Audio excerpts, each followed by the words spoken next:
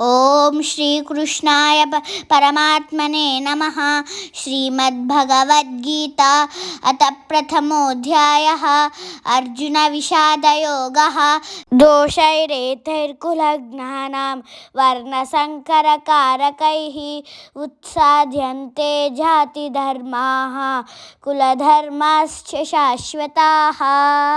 Hi friends, ఈ శ్లోకం నుంచి మనం తెలుసుకోవాల్సింది ఏంటంటే, మానవుడు చివరిగా మోక్షాన్ని పొందగలిగేటట్లు మన సనాతన ధర్మము లేదా వర్ణాశ్రమ ధర్మముచే నిర్దేశించబడిన రీతిగా సంఘంలో అంటే సమాజంలో 4 రకాల వర్ణాల వారికి జాతి ధర్మాలతో పాటుగా కుల ధర్మాలు కూడా నిర్ణయించబడ్డాయండి. కానీ బాధ్యతారహితులైన సంఘ నాయకులచే సనాతన ధర్మం పద్ధతి పాడైపోయి సంఘంలో అయోమయ పరిస్థితిని కలగజేస్తుందండి.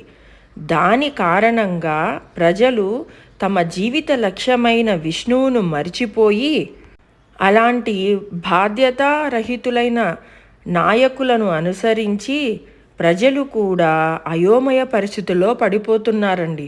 అందుకే అంటారు కదా, కుటుంబం పెద్ద బాగుంటే కుటుంబం బాగుంటుంది, మనల్ని పాలించే నాయకుడు బాగుంటే సమాజం బాగుంటుంది అని. ఎందుకో కాదండి, ఇందుకే ఒక కుటుంబం బాగుండాలన్నా, ఒక సమాజం బాగుండాలన్నా దాని పుట్టు పూర్వత్రాల నుంచి ఒక తరం వెనక్కి వెళ్తే సరిపోదండి. దాని తరతరాలు వెనక నుంచి దాని రూట్స్ అనేవి స్ట్రాంగ్గా ఉంటేనే ఇవన్నీ జరుగుతాయండి. అందుకే అర్జునుడు కూడా అంటున్నాడు ఇక్కడ.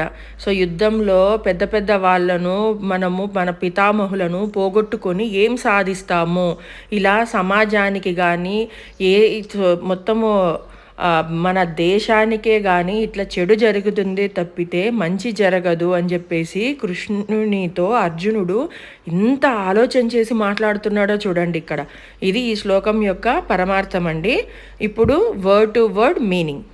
దోషైహి అట్టి దోషాల వలన, ఏతైహి ఈ కులజ్ఞానం కులమును నశింపజేసేవారి, వర్ణసంకర అవాంఛిత సంతానమునకు, కారకైహి కారణమవుతూ, ఉత్సాద్యంతే నాశనమవుతాయి, జాతి ధర్మాః జాతి ధర్మాలు, కులధర్మాః వంశాచారాలు చ కూడా శాశ్వతాః నిత్యములైన. ఈ శ్లోకం యొక్క అర్థం ఏంటంటే, వంశం యొక్క ఆచారాన్ని పాడు చేసి ఆ విధంగా అధర్మబద్ధమైన సంతానమునకు కారణమయ్యే వారి పాపకర్మల వలన అన్ని రకాల జాతి ధర్మాలు కులధర్మాలు నాశనమవుతాయి అని ఈ శ్లోకం యొక్క అర్థం అండి. If you like this, please subscribe us and support us. Thank you.